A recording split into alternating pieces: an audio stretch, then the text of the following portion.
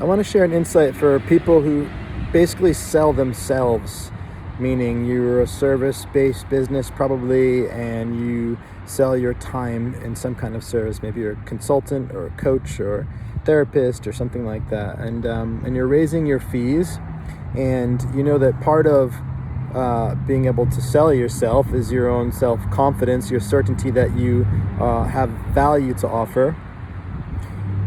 And so, yeah, okay, that's part of it. And if people feel that you feel that you're valuable, then they're going to be more likely to believe in it. The value might be there, but if you're not buying it, believing in it, buying it, then they're not going to believe in it and buy it. So it's important. I get that.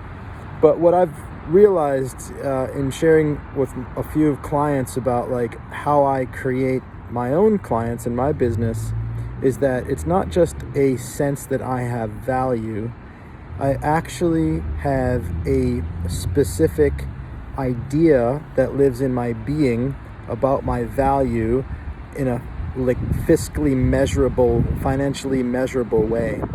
And so I think there's a difference between saying, for example, in my business, I am a valuable coach. There's a difference between saying that and saying I am a coach who, being in conversation with, is easily worth $1,500 per hour. So taking the idea of I am valuable and my coaching is valuable and giving it specific monetary form is actually what creates a more potent possibility for somebody else out there in the world to see that same form. Like, I used to sell houses when I was younger, in my 20s, and you would put an asking price on a house. You would ask the market if the market thinks it's worth this much, but the seller would go first. The person with the thing to offer would go first. It would put that price out there. And the seller together with the agent would believe the house is worth this much, but they'd ask the market. They're not telling the market this is the truth, but from the seller's standpoint, this is what it's worth to them. They might say, well, this house is worth, $1 million or something. And then does the market think that? And if there's somebody out there that does think that as well, then we have an agreement and you can buy my house. Maybe a little bit more, maybe a little bit less, but we can come to an agreement. For some people, that house is not worth $1 million. For other people, it's definitely worth $1 million. But what's important is that the seller is not saying that it's worth $1 million to you. It's saying that to me, it's worth $1 million. So if you agree, then I'll move out and you can move in.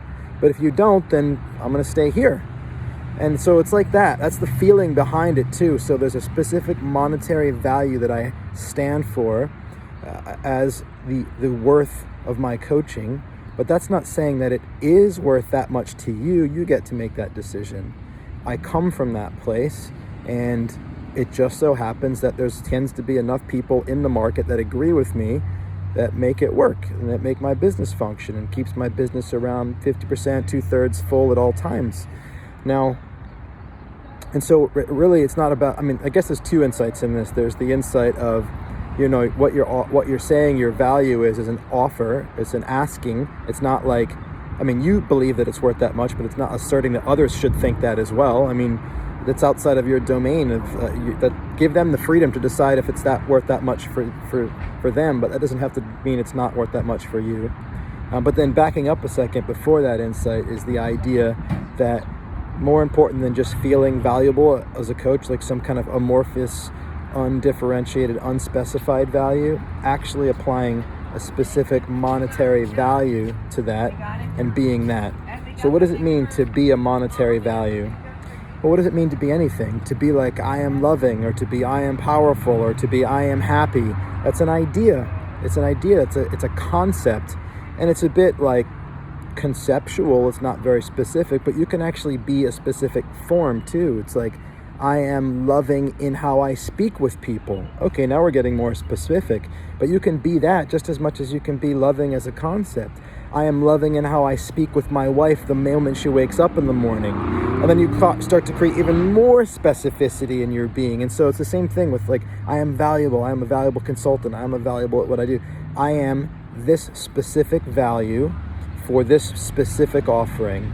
So it's like, I am valuable at, what does somebody do? Like a consultant. I am a $1,000 an hour consultant. $1,000 an hour is a drop in the bucket. It is pennies to be in conversation with me about how you can grow your business, whatever that business is, if you're a consultant. But actually habituating the idea for yourself that you are a specific monetary value. Now, as I say that, it's like, oh wait, I'm only worth that much? No. You want to contextualize it to the output of your efforts and work in a particular domain, right? So it's not like, that's the worth of a person. I'm not talking about the wealth of a person. I'm talking about creating an identity where your output in a certain context with a certain activity has a specific monetary value, seeing that, feeling that, believing that. So if you want to get into how to actually bring it to life and how to actually make it feel real, I mean, lots of my videos talk about that. That's the work that we do in Creators Circle. I can help you with that personally. So reach out to me, email me, send me a comment, and I can talk to you about that, or read my website about Creators Circle, and we can see how I could help you with that over the course of time to really bring like ideas like this to life. And that can shift everything. Most people are underselling themselves. Most people are delivering a high amount of value and not seeing it as valuable as people would be willing to pay for it. There are people out there that would pay a lot more for what you do. I've never met somebody who's actually maxing out the market because they actually believe in their value at the same level that it is, right? And so there's always room to grow your income without having to actually get any better at what you do if you just maximize your ability to see the value and to speak that. So that's the deeper work. Anyway, that's enough for now. My name is John Patrick Morgan. I don't think I mentioned that. I'm so glad that you're here. Thank you for watching this video. I love you, and I'll talk to you soon.